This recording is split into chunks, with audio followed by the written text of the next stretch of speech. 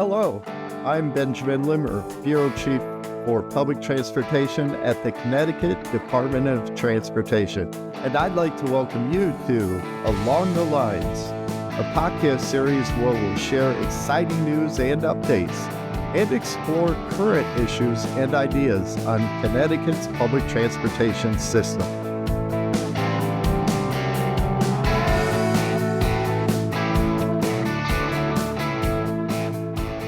Each year, the Connecticut DOT spearheads the Drive Less Connecticut Challenge through CTrides, which is the statewide sustainable transportation program. This year's campaign kicks off on Earth Day, April 22nd, and runs through May 31st. The mission of this important challenge is to engage Connecticut's residents by reducing traffic congestion and improving overall air quality throughout the state by driving a little less. Since 2018, this initiative has proven to be very successful in raising awareness about the many advantages of reducing individual vehicle use and is evident by a marked increase in participation. Moreover, the challenge promotes and aligns with the environmental objectives of both the state of Connecticut as well as the Connecticut DOT.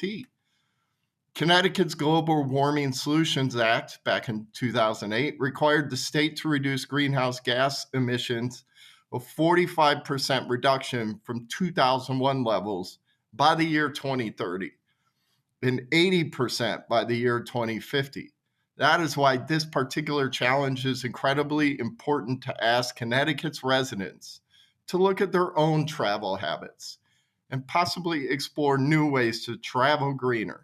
So today we are pleased to welcome as our guests Russell McDermott, Program Director of CTrides, as well as Liam Cawley, Exhibits Manager with the Connecticut Science Center, to tell us more about these challenges and how they plan on participating this year. Welcome to the program. Thank you for having us. Thanks, Ben. Looking forward to it. All right. Russell, can you start things by giving our listeners just a brief background on CTrides? Sure, happy to. So, CTrides is a state sustainable transportation program, and we have two main goals. That is to reduce traffic congestion and improve air quality. I think those two goals really give us a good platform for us to engage the community with. Those are really two things when you think about it that there's really universal consensus on. There's no one that likes traffic, and we can all agree on the need for clean air. In addition to that, one of the things that I think is really ingrained in our DNA is that we're trying to create a culture that embraces the use of sustainable and active modes of transportation. I think that word culture is really so important because ultimately, that's how we're going to really affect change throughout the state with the program. And in preparation for this podcast, I was able to find a really fun fact about CTrides. So CTrides, albeit in a different way, shape, or form, can actually be traced back to the early 70s, where it started out as a statewide van pool program that the DOT actually started. And I think that really shows the fact that Connecticut, in particular the DOT, has really been on the lead and edge of this issue with climate, where it started as a van pool program. Then they had a really successful teleworking program in the 90s and early 2000s, and now we're to more overarching sustainable transportation program. So for us TDM sustainable transportation nerds, I know that was really exciting for me to find out. So hopefully our listeners are just as excited. Yeah, I mean, I know I'm excited as someone who works with CTrides routinely. That was nice to learn about the fun fact and the history of the program. One more thing, Russell, about the Drive Less Connecticut Climate Challenge. Why should people throughout the state participate this year? Oh, yeah. So, first, let me provide an overview of what this challenge is. So, this is our annual capstone event. This is our Eras Tour for those Taylor Swift fans, to put it in context. This event really aims to engage the public to help us fight climate change by driving a little less. And instead of driving, really utilizing more sustainable and active modes of transportation. So, that's everything from, trying to carpool or a van pool or biking and walking or using some of our wonderful public transportation systems that we have throughout Connecticut. And we really want to show people that small changes that they make in their transportation habits can really have a big impact. It could really have an outsized impact on our community and the state. And one of the points, whenever we talk about CT rides, and this campaign in particular, I always want to clarify that we're not anti-car. Even though we're asking people to drive less, we realize that in our society, particularly in the U.S., cars are important, and for most people, it's a necessary part of our lives. But on the flip side, we always want to let residents know that there are a lot of other options and there are a lot of other things that they could do throughout the state. It doesn't just always have to be the car as the default mode. Now, when we're talking about why people should participate, everyone's why is going to be different. And I think that's what really makes this campaign such a dynamic one. You have people who want to participate because of the wonderful prizes that were donated by our partners.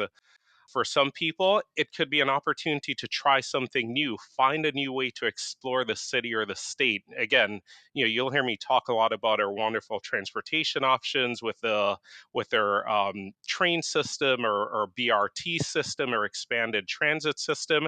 There are so many places that public transit in particular can get you into in Connecticut, and so many adventures. Just as an example, I live in Vernon. I like to go into Hartford and take the train into New Haven just to explore the city with my family, or even going to Hartford, I explore the city there by walking around, going to the Science Center, which Leah, my my daughter, is a huge fan. We're annual members. But going back to the why, you have the prizes and the adventure portion of it. But on the flip side, we're facing a real issue when it comes to climate change, and that's something that we know that a lot of people, particularly in Connecticut, are concerned about and want to do something to address it. But for most people, they're just not sure how they could do it. I think that's what really makes this campaign so unique, where we're showing people that there are things that you could do. There are places that you could go to find information and resources. And it doesn't have to be some major shift. It's just these minor shifts by driving a little less that, again, they could have that outsized impact. And we all know that, and I don't want to get too far off on a tangent here, but the largest contributor of greenhouse gas emissions comes from the transportation sector, particularly with the use of personal vehicles. So I think, again, by participating in this challenge, people can do something that's not really a big departure from what they're currently doing. And again, I think it could have a really outsized impact. Yeah, small changes certainly can lead to big results.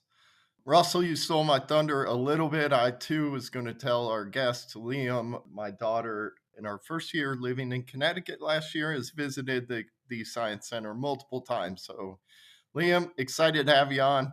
Could you tell us a little bit about your role at the Connecticut Science Center and why you decided to partner with CT Rides and participate in this challenge?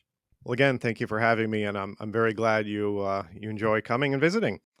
My main role at the Science Center is that of exhibits manager. So, in a nutshell, I'm responsible for the daily operations of all the exhibit galleries, as well as planning for future galleries and new exhibits. I'm part of that whole process as well. But I'm also co-chair of our sustainability working group, which is a group of 10 staff members who ensure and promote sustainability throughout the organization. So when CT Rides approached us with this opportunity, the entire group was very excited and very supportive. It was the first time I'd ever heard of this challenge, so something new to do, something new to get involved in. And it's important because we have a lot of staff here who are very sustainability minded, both as it relates to that part of our institutional mission, but also the personal lives of staff. And that's not just the staff doing that work. It's not just, say, the education staff or the exhibit staff. It spans every department. Everybody's interested in that. We're very unified in that way. So it's walking that walk. It's getting involved in something on a large scale, joining the larger community who are all participating in this. No, that's great. So, Russell, this challenge occurs every year. What are some of the specific goals of the challenge this year? So the main goal that we have for this year is to eliminate 30,000 car trips from our roadways, and that translates to about 425,000 pounds of emission, which is a really large and frankly impactful number. The way we got to that 30,000 number, it represents roughly a 10% increase from our results from 2023. So I mean, it's pretty ambitious to shoot for a 10% increase, but it's something I really think that we can achieve. But for me, I think there are really two goals, Ben. One is that 30,000 number, which I think is a little technical, but more importantly, I think the other one is really to engage our community to raise awareness of the issue of climate change and really challenge everyone to be part of the solution, because ultimately this is a challenge where we're either going to succeed or fail together.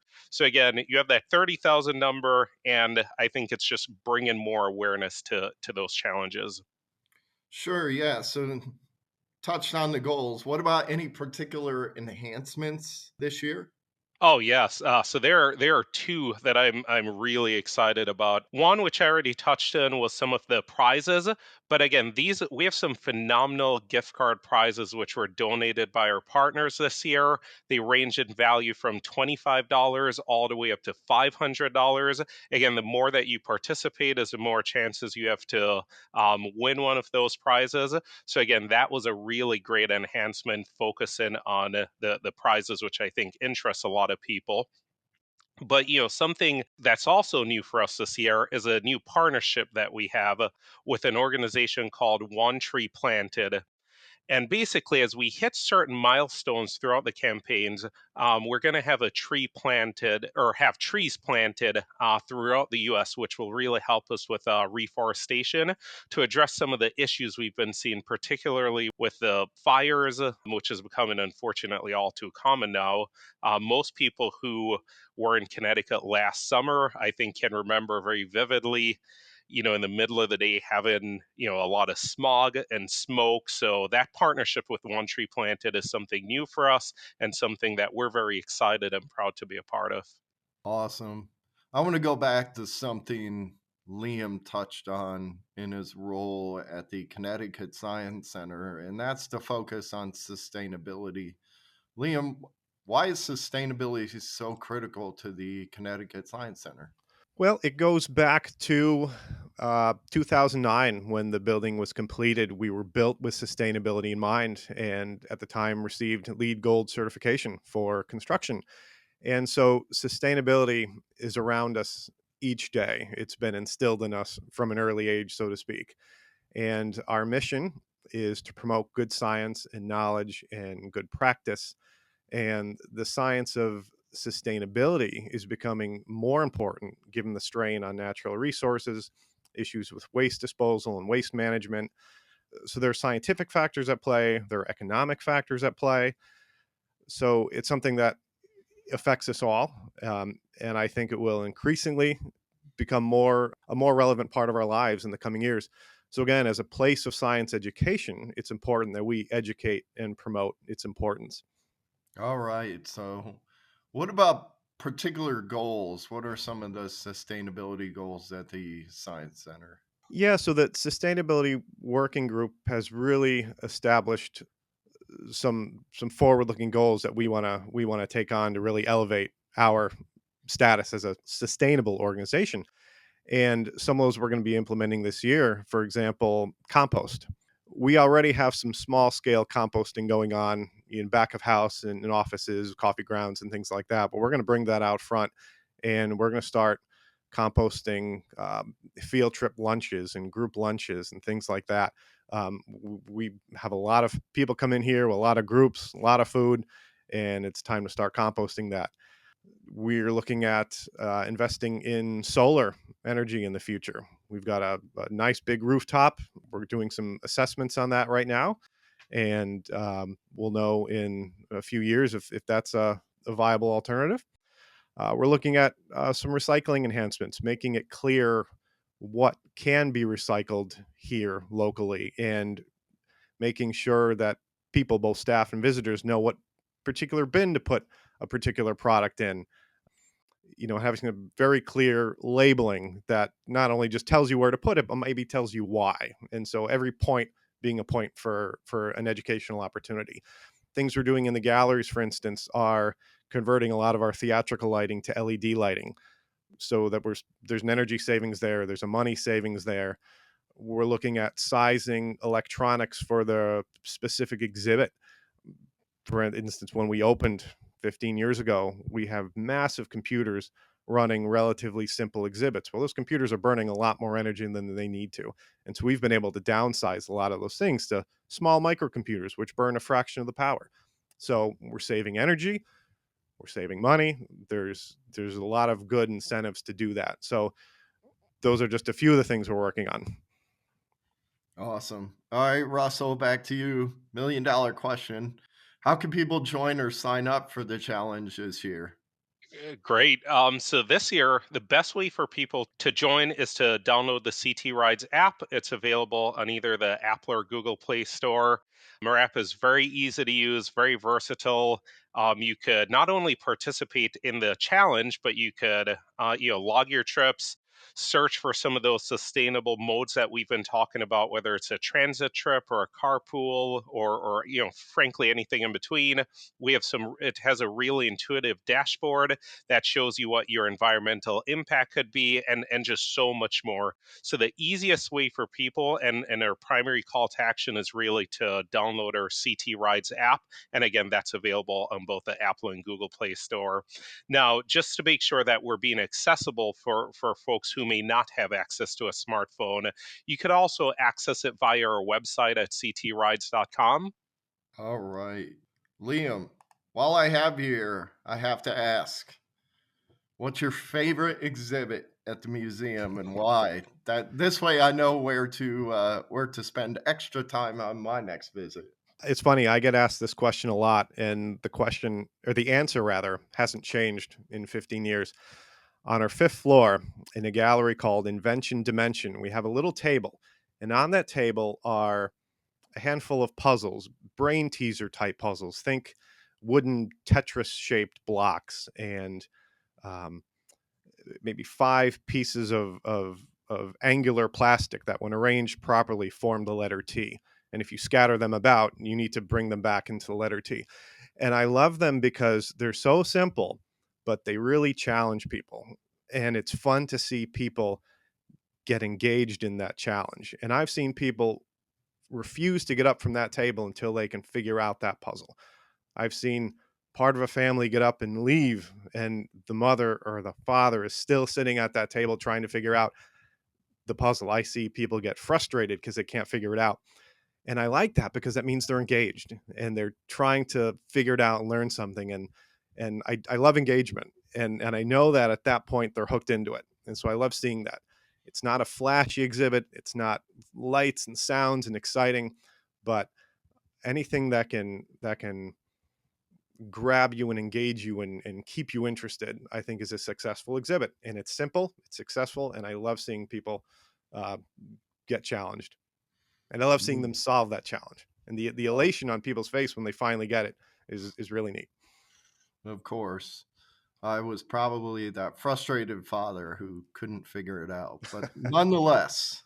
All right. To all of our listeners, I, of course, encourage you to visit the Connecticut Science Center and see for yourself Liam's favorite exhibit. And of course, when you go there, please utilize the vast public transportation network throughout the state to get you there and back. All right, Russell, before we go, where can listeners go for more information? For more information, again, they could download the CT Rides app and we'll have all the information on there, or they could visit our website at ctrides.com to learn about the challenge or just learn about all of their transportation options throughout the state. Awesome. Thank you. With all of our ongoing efforts at the DOT to safeguard the environment and curb emissions, the Drive Less Connecticut Climate Challenge truly stands out as a powerful initiative. As we approach Earth Day, we invite all of you to join us in driving a little bit less to improve the planet and our state. Let's drive less Connecticut for a greener, brighter future.